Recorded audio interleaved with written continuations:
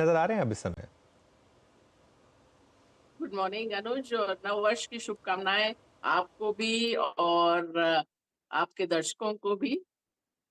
अभी मैं ये कहूंगी कि ये जहां तक हमारे सिस्टम्स जो सिग्नल दे रहे हैं, अभी भी कोई ऐसा अंदेशा तो नहीं लग रहा है कि कोई मार्केट क्रैश आने वाला है, क्योंकि जैसा मैं शायद पहले भी शायद आपके चैनल पे कह ही चुकी होंगी कि एक बहुत लंबा समय था तो जब मार्केट ने अच्छा रिटर्न नहीं दिया। अच्छा रिटर्न का मतलब हमारे दिमाग में रहता है कि मार्केट से 15-16% रिटर्न आएगा, लेकिन एक पूरा दशक था 2010 से 20 तक जब 9% भी रिटर्न नहीं आया, 8.5 से थोड़ा सा ऊपर आया, जबकि उन दिनों तो आपको फिक्स डिपॉजिट में ही 7.5 के आसपास मिल जाता था।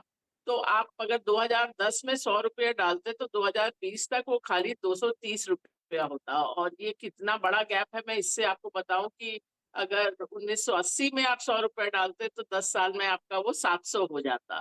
तो जब मार्केट काफी समय तक जो एक ट्रेंड लाइन वाला रिटर्न है उससे बहुत कम देती है, तो फिर उसके बाद एक जगह बन जाती है मार्केट के ऊपर जाने की। और ये दशक भी हुआ 2020 के पास मार्केट ऊपर तो गया, लेकिन बहुत सारे कारणों से जो आप सभी सभी जानते हैं, वो कोई तभी भी इतना अच्छा रिटर्न तो बहुत ज्यादा रिटर्न नहीं बना। तो जब ट्रेंड लाइन के बहुत ऊपर हो बाजार, तब क्रैश की संभावना या अंदेशा रहता है, वो स्थिति अभी नहीं आई है। तो ये अब हो सकता है कि थोड़ा बहुत कहीं करेक्शन आए, थोड़े दिन साइडवेज रहे, उस तरह की चीज हो सकती है। जहां पर निवेशकों को बहुत सावधान रहने की जरूरत है वो है जो ये जो स्मॉल कैप माइक्रो कैप, जो 5,000 करोड़ से कम मार्केट कैप वाली कंपनीज हैं, क्योंकि निवेशक अभी बहुत सारे नए हैं इस बाजार में। उनको इतिहास का ज्ञान नहीं है या उनके दिमाग में उतना वो घुसा नहीं है कि क्या हो सकता है इस तरह के स्टॉक्स में। तो मैं उनको ये बता दूं कि 2008 में जो स्मॉल कैप इंडेक्स था वो 1-1.5 साल में लगभग 80% गिरा था। और वो जो 2008 वाला लेवल था वो वापस आया 2016 में। 17-18 में फिर 1-1.5 साल की तेजी आई। उसके बाद जो क्रैश आया वो भी 2 तिहाई का क्रैश था। तो आजकल जो आपको लोग बोल रहे हैं ना कि पिछले 2 साल में हमारा CAGR इतना रहा, इतना रिटर्न दिया, तो ये आप समझ लीजिए कि कोई चीज 2 तिहाई गिरती है तो वो 3 गुना भी हो जाए तो आपका रिटर्न 0 रहता है। और स्मॉल कैप, ये तो मैं इंडेक्स की बात कर रही हूँ, असल में तो स्मॉल कैप में ये होता है कि बहुत सारे स्टॉक शून्य में विलीन हो जाते हैं, आपको वो कभी नजर ही नहीं आएंगे। आप देखिए शेयर बाजार के इतिहास में कितनी हजारों लिस्टिंग्स हुई है, कोई कोई साल ऐसा रहा है जिसमें हजार हजार लिस्टिंग्स हुई है। और आज की डेट में आप देखो तो खाली 4,100 स्टॉक है जिनमें ट्रेडिंग होती है। तो जैसे मैंने कहा, स्टॉक शून्य में विलीन भी हो जाते हैं। तो अभी आप जो एकदम फ्रेंजी आती है, लोग पागलों की तरफ एक तरफ भागने लगते हैं, वहां पर खतरा होता है। ओके। तो ठीक है, बात समझ गया मैं आपकी। इस समय फिर देवीना जी क्या थीम रहेंगी आपकी 2024 के लिए? ऑब्वियसली आप एक स्टॉक स्पेसिफिक अप्रोच में ज़्यादा बिलीव करती हैं, लेकिन कोई बड़ी थीम्स जो 2024 में प्ले आउट होंगी? कि मैं पूरे साल के लिए तो नहीं कहना चाहती, क्योंकि आप कहें और उस तरह से पोजीशन ले तो वो भी आपके दिमाग में एक पूर्वाग्रह टाइप का हो जाता है। तो हम लोग तो हर तिमाही पे एक बार देखते हैं कि कहाँ होना चाहिए। तो अभी आज की डेट में हम कहाँ सबसे ज्यादा ओवरवेट है, उसमें कोई बदलाव नहीं हुआ है। पिछले लगभग अब तो 2.5 साल होने को आए। अक्टूबर 2021, अक्टूबर 2021 से हम लोग इंडस्ट्रियल और कैपिटल गुड्स में ओवरवेट रहे हैं। ये एक ऐसा सेक्टर है जो 2023 में लोगों को समझ में आना शुरू हुआ, लेकिन हमारे सिस्टम्स ने बहुत पहले सिग्नल कर दिया था। और थोड़ा प्रॉफिट बुकिंग भी की है उसमें। कई सारे शेयर ऐसे भी हैं जो 2 गुना 3 गुना 4 गुना हो गए, लेकिन अभी भी वो ओवरवेट सेक्टर है। पिछले साल 2023 में जहां हम लोगों ने बढ़ाया था अपना वेट, वो फार्मा, ऑटो ऑटो कंपोनेंट्स, थोड़ी कंस्ट्रक्शन कंपनीज भी थी, तो और उन सब ने अच्छा किया है। जहां हम लोगों ने घटाया है वेट वो है बैंक्स। सो ये ब्रॉडली अभी। वही चल रहा है। इस साल अभी वो सिग्नल नहीं आया है, लेकिन मुझे लगता है किसी न किसी टाइम इस साल में वो सिग्नल आएगा कि आईटी कंपनीज़ के लिए भी एक जो इतने साल से अंडर परफॉर्मेंस चल रही है, वहाँ से भी वो निकलें।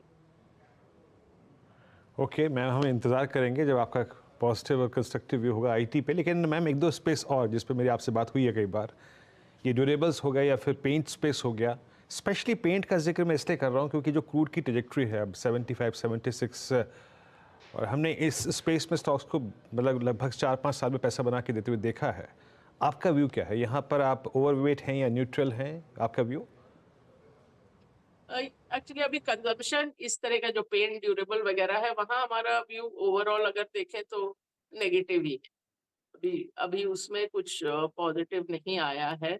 और दोनों ही तरफ से क्रूड का भी ऐसा नहीं लग रहा कि बहुत गिरेगा। और दूसरा जो अगर आप अर्थव्यवस्था को भी देखें तो अर्थव्यवस्था में जो कुछ अच्छा हो रहा है वो एक बहुत ऊपर के तबके के लिए हो रहा है। अभी भी आप सोचिए तो 80 करोड़ लोगों को फ्री राशन चाहिए।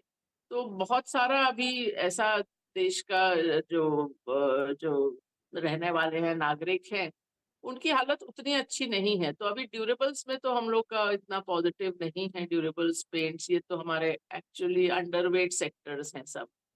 लेकिन जैसा शुरू में अनुज ने भी कहा कि हमारा काफ़ी कुछ कॉल कंपनी रिलेटेड रहता है, तो ज़रूरी नहीं होता कि वो सेक्टर मीन्स कि हमारा पास उसका वहाँ कुछ है ही नहीं। तो जैसे पिछले साल हमारा आईटी पे कोई बहुत ओवरवेट व्यू नहीं था, लेकिन हमारा जो नंबर 1 परफॉर्मर हम देख रहे थे 2023 के लिए, वो एक मिड कैप आईटी कंपनी थी।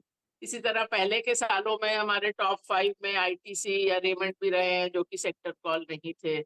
तो वो सब कुछ सेक्टर कॉल नहीं होता, पर सेक्टर्स के हिसाब से पेंट और ड्यूरेबल्स अच्छे नहीं लगते। ओके हालांकि मैम एक दो बार आप मेरे को बोल चुकी हैं कि मैं रोज़ बरोज़ एफआईएसडी ऐसी फिगर नहीं देखता, लेकिन एक प्रश्न मैं आपसे जब भी आप आती ज़रूर पूछता। दिसंबर में जो इंडियन मार्केट्स की बहुत स्ट्रांग प्राइस परफॉर्मेंस थी, उसमें इसमें कोई राय नहीं है कि जो वो राज्यों के चुनाव के नतीजे थे वो एक बड़ा काम करके गए। लेकिन दिसंबर में एफपीआईज फ्लो टुवर्ड्स इंडिया बहुत स्ट्रांग थे मैम। और अगर आप में पूरी इमर्जिंग मार्केट को देखो, हमें वैसे साउथ कोरिया, ब्राज़ील, चाइना, हमारे फ्लोज एफपीआईज के बहुत स्ट्रांग थे दिसंबर में इंडिया की तरफ। क्या वो एक मात्र दिसंबर का महीना था जो कुछ रिजल्ट्स आए उन्होंने ये फ्लोज को ट्रिगर किया, या फिर आप मानती हैं कि एक बार नव वर्ष जब एक बार फिर से ढंग से कमेंस होगा, लोग छुट्टियों से लौटेंगे, उसके बाद ये फ्लोज टुवर्ड्स इंडिया और बढ़ेंगे और इमर्जिंग मार्केट्स में क्या थोड़ा प्रीमियम कमांड करेगा इंडिया? देखिए, ओवरऑल अगर आप बाजार के हिसाब से देखें तो हमारे सिस्टम्स, ये मैं कई बार आपके इस चैनल पर भी बोल चुकी हूँ और चैनल पर भी बोल चुकी हूँ, हमारे सिस्टम्स को का ये पिछले 2 साल से भी रहा है कि इंडिया आउट परफॉर्मर कैटेगरी में रहेगा। 2023 में तो बहुत ज़्यादा आउट परफॉर्म किया नहीं, मतलब जितना ग्लोबल बाजार चले लगभग उतना ही डॉलर टर्म्स में इंडिया था, थोड़ा-सा कम ही था।